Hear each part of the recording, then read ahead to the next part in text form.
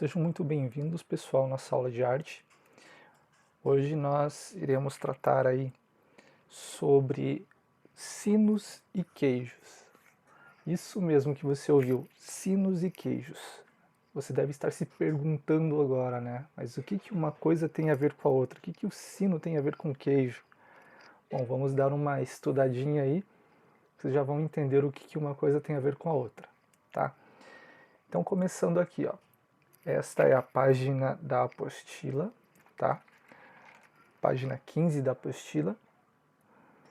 E aqui nós já nos deparamos com duas perguntas essenciais aí para o desenvolvimento do nosso conteúdo. Você já prestou atenção ao som dos sinos da sua cidade? Quais são as possíveis funções desses toques? Se não costuma ouvi-los, que outros sons marcantes você escuta no seu dia a dia? O que eles significam para vocês? Já lembrando que essas duas perguntas eu gostaria que vocês respondessem e aí postem para mim em produções acadêmicas. Então, página 15, pergunta 1, pergunta 2, tá? Para postar na produção acadêmica. É importante vocês me darem essas respostas para que eu veja qual é o entendimento de vocês com relação ao que nós estamos tratando, ok? Prosseguindo ali, ó. Esses são os objetivos dessa nossa unidade da apostila. Então, conhecer a musicalidade dos sinos mineiros, entender o que são patrimônios culturais, e é aqui que está o nosso tema, né? Patrimônios culturais, que é o que nós iremos abordar mais aí. É aqui que nós encontramos a relação entre queijo e sinos. Pesquisar os patrimônios materiais e imateriais da sua região, perceber os sons da sua cidade e do seu cotidiano, refletir sobre o que é silêncio, música e ruído, gravar uma composição com o som ambiente. Hoje, nessa aula, nós iremos até a pesquisa dos patrimônios materiais e imateriais, tá? Então, prosseguindo ali, ó. Um repórter musical. Aí nós temos ali a imagem de um sino. À esquerda, uma aquarela retrata o maior sino já construído no mundo, localizado em Moscou, na Rússia. Batizado de Sino Tsar, nome dado aos imperadores russos, ele tem 202 toneladas e mede 6,14 metros de altura por 6,60 metros de diâmetro. Curiosamente, qualquer sininho faz mais barulho do que ele. Em 1737, um incêndio fez uma parte de sua estrutura de bronze rachar e quebrar. A foto à direita mostra sua parte quebrada. Então nós iremos iniciar essa aula falando do sino, tá? Eu vou ler esse trechinho, explicar em cima para que fique bem fácil o entendimento de vocês, tá? Então nós temos ali, ó, a palavra sino vem do latim signale, que significa sinal. No passado, quando não havia rádio, TV ou internet, esse instrumento era uma ferramenta fundamental para sinalizar fatos e anunciar informações. Então o que acontecia? Como não tinha um meio de divulgação muito rápido, né, não tinha internet, não tinha TV, não tinha rádio, não tinha telefone, as pessoas elas ficavam sabendo de incidentes que ocorriam na cidade através do sino. Dependendo de tantas badaladas que desse o sino, uma pessoa poderia ter morrido, é um incêndio que estava acontecendo, é uma emergência policial, alguma coisa nesse sentido. Então esses sinos eles ficavam nos centros das praças e quando acontecia algo inesperado ali, eles tocavam os sinos e todo mundo já sabia, né, dependendo de quantas badaladas do sino, todo mundo já sabia o que estava acontecendo. O curioso é que ainda hoje os sinos de igrejas continuam desempenhando essas funções em muitas cidades do interior do Brasil, em especial em Minas Gerais. Ainda, né, focando nisso aqui, não sei se vocês já perceberam, não sei se vocês já notaram, mas ali, próximo ao terminal do Carmo, tem a igreja do Carmo. E todos os dias, em determinado horário, é tocado o sino. tá? Ali eu acredito que já seja um sino gravado, não é o sino, propriamente dito, né? Que a pessoa vai lá e balança como era antigamente. Mas tem as caixas de som que emite esse som do sino. Então, determinado horário do dia, toca-se os sinos. Ali é óbvio, né? Esses sinos, eles para representar que está tendo missa, que está marcando um horário de missa, sei lá, alguma coisa nesse sentido, tá?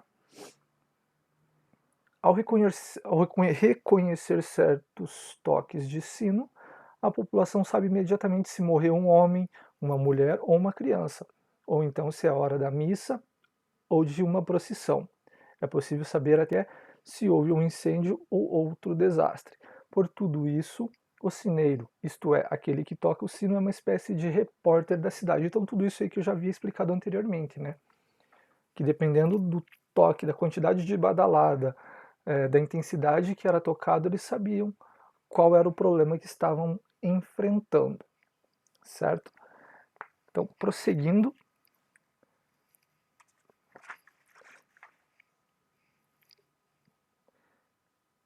vamos para a página 17 agora. Aqui, ó. Na cidade mineira de São João del Rei, são organizadas batalhas entre grupos de sineiros posicionados em várias torres de igreja. Vence o grupo que fizer os sinos girarem em torno de si por mais tempo. Então, são coisas que só o Brasil apresenta, né? Umas coisas muito diferentes aí. Samba na torre da igreja. Apesar de muitos toques terem sido definidos por orientações da Igreja Católica, a musicalidade dos sinos brasileiros foi influenciada pelos ritmos afro-brasileiros. Alguns sineiros encontram semelhanças até mesmo entre seus toques e elementos do samba e da capoeira. Então, o sino, ele tem origem na igreja, só que ele tem uma sonoridade tão bacana, tão misteriosa, que as pessoas começaram a pegar esses sinos e incorporá-los em músicas, tá?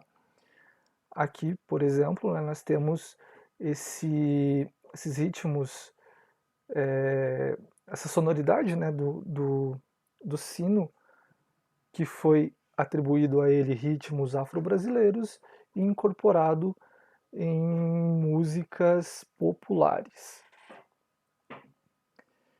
E esse é o responsável por tal façanha. Nascido em Ouro Preto, Minas Gerais, o percussionista, compositor e pesquisador Djalma Correia é um exemplo de sineiro que se tornou músico. Quando criança, foi coroinha e tocou muito sino de igreja. Essa experiência marcou o início de uma longa trajetória musical, reconhecida internacionalmente. Correia tocou com grandes nomes da música brasileira, como Gilberto Gil, Caetano Veloso, Maria Bethânia, Chico Buarque e Jorge Benjor. Lançou discos como Baiafro, 1978, e Djalma Correia e Banda, Cauim, em 1984. O início da trajetória musical do percussionista mineiro Djalma Correia foi marcado pelas batidas de sinos de igrejas em Ouro Preto. Então, o Djalma Correia, ele era coroinha, tá? Ele era coroinha de uma igreja, e lá ele aprende esses primeiros ritmos, por assim dizer, vindos do sino. Ele se apaixona por esse tipo de percussão e começa a trabalhá-lo, né? Começa a aprofundar mais nessa questão rítmica do sino, da percussão do sino, tá? Eu vou falar aqui um pouquinho sobre a percussão dos sinos. Gostaria que vocês prestassem muita atenção porque é fundamental, tá? Se houver alguma dúvida, depois coloquem para mim em produção acadêmica. Professor, não entendi essa parte que o senhor falou a respeito de percussão, de alguma situação que o senhor falou. mas perguntem, coloquem lá no Produções Acadêmicas, eu terei o maior prazer em respondê-los, tá? E assim, tá vendo o vídeo? Eu falei alguma coisa que você não entendeu, volta o vídeo, poxa, você tem a oportunidade de voltar esse vídeo e ouvir novamente, então faz isso, tá? Então olha lá, a percussão dos sinos, a voz do bronze, pouco se fala sobre esta forma percussiva que se instala no Brasil desde o seu descobrimento. Ela se faz presente na primeira missa rezada no Brasil, em Porto Seguro, em 1500. Desde então, cada fortificação, igreja ou capela construída torna-se obrigatória a instalação de um ou mais sinos usados como meio de comunicação. Então, naquela época, quando foi, né, feita a primeira missa no Brasil, foi tocado o sino e toda vez que era construído uma capela, uma igreja, um forte, era obrigatório ter um sino. As invasões, revoltas, fugas, cerimônias festivas e religiosas, mortes e outros acontecimentos ao longo de nossa história foram marcados pela presença sonora dos sinos, com seus toques, dobres e repiques. A Igreja estabeleceu de uma forma bastante vaga padrões a serem seguidos ao se tocar os sinos, alguns deles obedecidos até hoje. Um exemplo é o toque de aviso fúnebre, sempre realizado no dia do falecimento. O dobre dos sinos, onde o badalo do sino menor responde em contratempo ao dobre do sino maior. Se o falecido for homem, este sinal se repete 3 vezes, e se for mulher, 2 vezes. São inúmeros toques diferenciados dos sinos, cada um com seu significado específico. Diversas variações e criações foram aparecendo na linguagem comunicativa dos bronzes que, através dos sineiros, noticiavam acontecimentos locais. Um aspecto curioso e interessante é o de que, por ser uma atividade física e às vezes árdua, coube ao escravo a função de tocar os sinos. Esses escravos guardavam em suas memórias células rítmicas que sempre foram tocadas pelo gan agogô, instrumento sempre utilizado nos ritos religiosos africanos, tipo de campanula metálica. Primeira forma do sino. Por uma associação, às vezes inconsciente, essas células rítmicas de origem africana foram sendo incorporadas ao toque dos sinos, ou seja, o toque do agogô se ouvia no alto das torres. Então, o que acontecia? Esses africanos que estavam acostumados a tocar esses instrumentos chamados agogô, com um tipo de ritmo, né? Eles colocavam esse ritmo no sino. Aqui, ó, nós temos um exemplo de agogô. Esse aqui é um agogô, tá? Então, o ritmo que era tocado nesses agogôs foram acrescentados nos sinos. Então, trazia essa sonoridade africana para esses sinos, tá? Em Cuba, Haiti, Porto Rico, Brasil e países onde a mão negra desempenhou esta função, estas características rítmicas mostram-se claras, diferenciando-se dos toques dos países onde não foram os escravos e seus descendentes os encarregados de repicar os sinos. Essa linguagem percussiva dos sinos pode ser ouvida ainda hoje em várias cidades mineiras do ciclo do ouro, como Ouro Preto, Mariana, Diamantina e São João del Rei. Nesta última, a cidade é de se destacar a riqueza e criatividade dos toques e repiques, e o surgimento de novos sineiros. Esses jovens criaram uma série de repiques com características rítmicas, lúdicas, chamadas batucada, repique alegre e festivo onde os badalos fazem uma verdadeira batucada. Bacudada franciscana, variação da batucada comum com maior complexidade rítmica.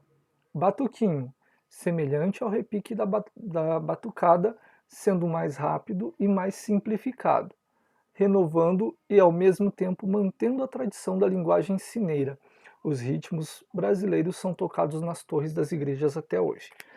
Então, Pode parecer, né, um instrumento simples, fácil, que é só você chegar e começar a batucar ele, né? E pronto. Não.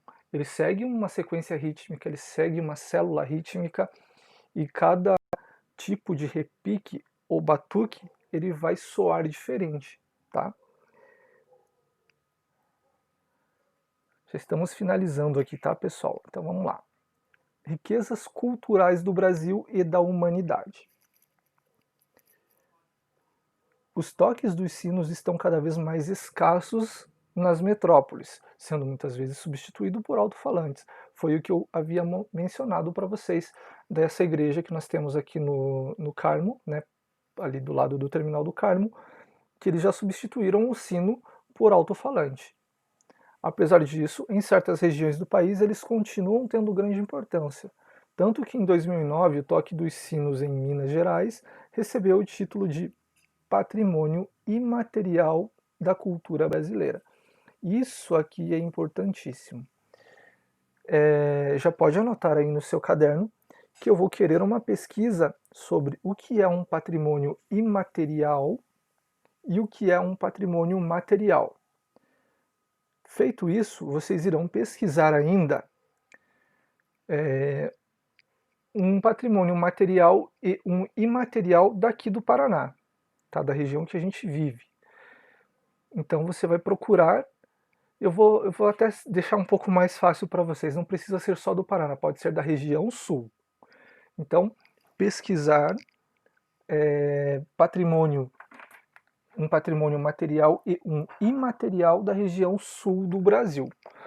Tá? Então eu quero que vocês façam essa pesquisa e postem para mim em produções acadêmicas, certo? Não esquecer. Então,